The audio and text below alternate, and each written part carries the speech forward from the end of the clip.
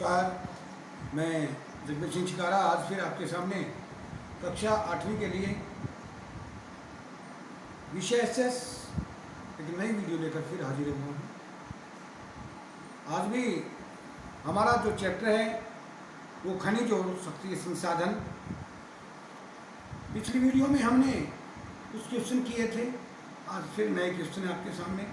हमारा क्वेश्चन है कि प्रतिदिन आपके उपयोग में आने वाले 3 सामान्य खनिजों के नाम बताएं। वैसे खनिज बताने हैं जो हर रोज प्रत्येक दिन जिनका हम प्रयोग कर रहे हैं, तो उनमें कोयला है, पेट्रोलियम है, प्राकृतिक गैस है। हम इन खनिजों का प्रत्येक दिन हर रोज इनका उपयोग करते हैं। ऐसे क्या है? धात्विक खनिजों के ऐसे सामान्यतः कहाँ पाए जाते हैं? शैल ऐसे क्या होता है?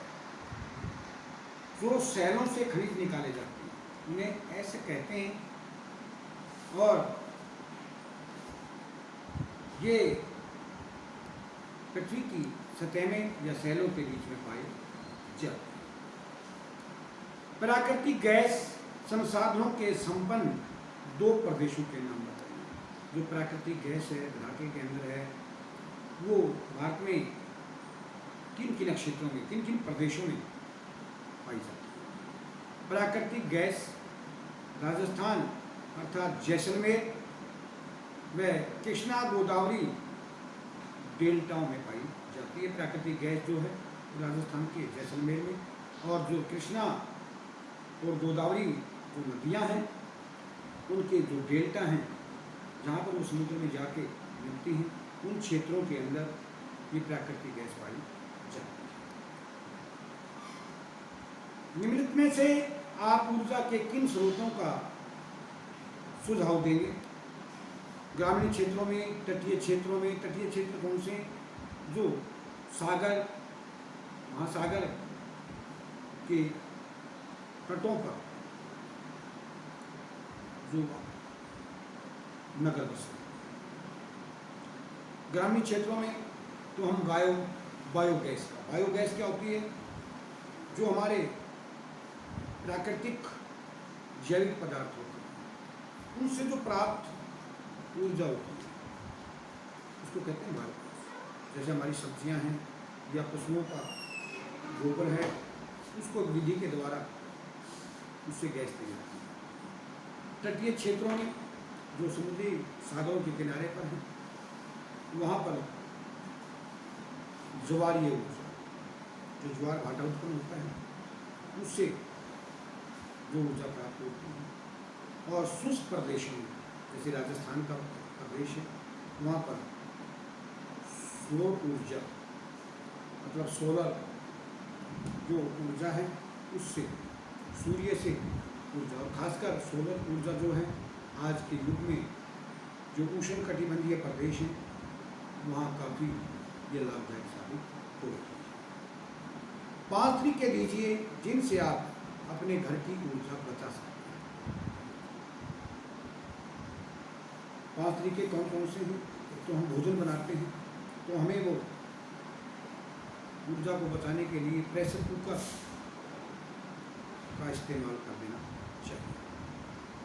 पहले तो इन्हें कहा कि भाई जो दाल है उसको हम घर में रसोई में पकाते हैं तो उसे पहले पानी में भिगोकर धूप में रखते हैं।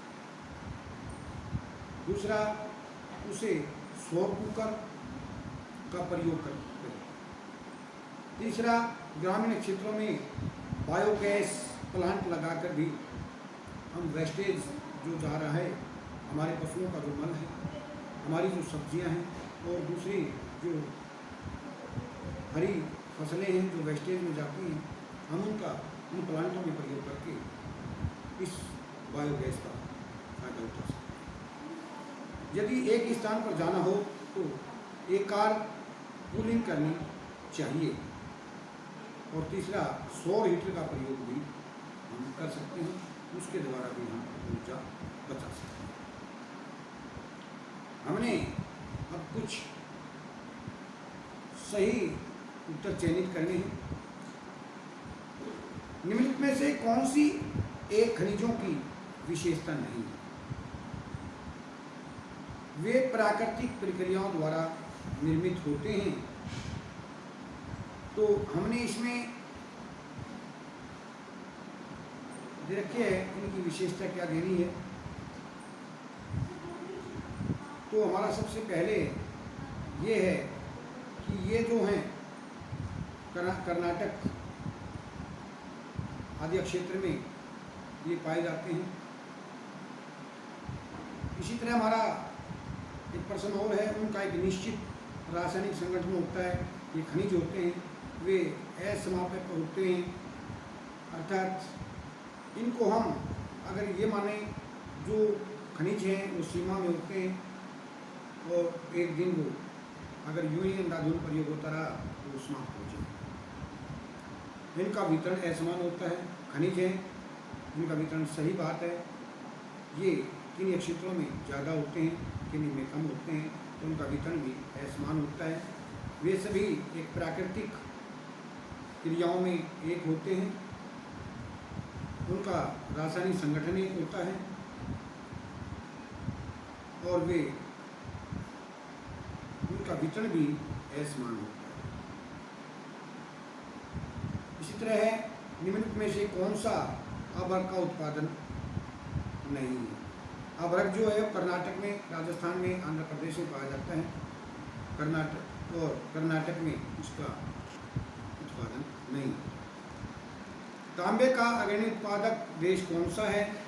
तांबे का जो अग्रणी उत्पादक देश है वो चिली है। उसके बाद हमारा क्वेश्चन ऐसा ही क्वेश्चन है, निम्नलिखित प्रक्रियाओं में से कौन सी आपके रसोई घर में द्रवित पेट्रोलियम गैस एलपीजी को संवेशित नहीं करेगी? तो हमारा जो हम प्रेशर कुकर में खाना बनाएंगे, खाना पकाने से पहले हमें सब्जी काट लेनी चाहिए। इस तरह कुछ हमें पानी में भिगो देना चाहिए कुछ समय के लिए, तो हम इससे हम अपनी एलपीजी बचा सकते हैं। अगर हम खुली कढ़ाई के अंदर वो सब्जी बनाएंगे, भोजन बनाएंगे, तो उसमें हमारी ऊर्जा जो है वो ज़्यादा खपत होगी। इसलिए हम अपनी ऊर्जा को बचाने के लिए पहले सब्जी दालों को भिगो कर रख देंगे, या कोई सब्जी है तो खाना बनाने से पहले उसको काट लिया जाए और प्रेशर कुकर या सोलर कुकर में उसको बना सकते हैं। अगर हम खुली कढ़ाई में बनाएंगे तो हमारी जो लिक्विड पेट्रोलियम गैस है, एलपीजी है, वो ज़्यादा खर्च हो। ऐसे ही अगला प्रश्न है, कारण बताइए। बड़े बांधों के निर्माण से पूर्व पर्यावरणीय पहलुओं को ध्यानपूर्वक देखना चाहिए। जब हमने जो बड़े बांध बांधते हैं, उस कई महत्वपूर्ण परियोजनाओं को लेकर बांध बांधे जाते हैं, तो हमने जो वो बहुउद्देशीय परियोजनाएं हैं उनको पूरा करने से पहले हमने किन किन बातों की तरफ ध्यान देना चाहिए, ये प्रश्न हमारे पास है। बड़े बांधों के निर्माण से पूर्व हमें पर्यावरणीय पहलुओं को ध्यान में रखना चाहिए, ताकि उससे वहाँ रहने वाले लोगों को किसी प्रकार की कोई समस्या न हो, अर्थात वहाँ जो जीव जंतु हैं उन्हें भी पलायन न करना। तो हमें ऐसे क्षेत्रों पर बांध बांधने चाहिए जहाँ पर किसी के जनजीवन पर असर न पड़े। ऐसा ही एक प्रश्न है, अधिकांश उद्योग कोयला क्षेत्र के पास ही केंद्रित क्यों होते हैं? क्योंकि कोयला जो है वो ऊर्जा का प्रमुख स्रोत है,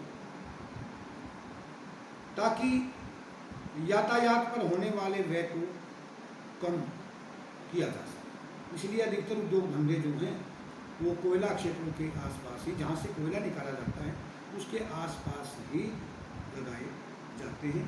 अगर दूर दराज लगाएंगे तो उस कोयले को उद्योगों तक लाने के लिए काफ़ी यातायात और धन खर्च होगा, उससे बचत कम होगी। इसलिए जितने उद्योग धंधे हैं हम उसके आसपास ही लगाते हैं। कल फिर इस चैप्टर के कुछ क्वेश्चन लेकर आपके पास हाजिर होंगे।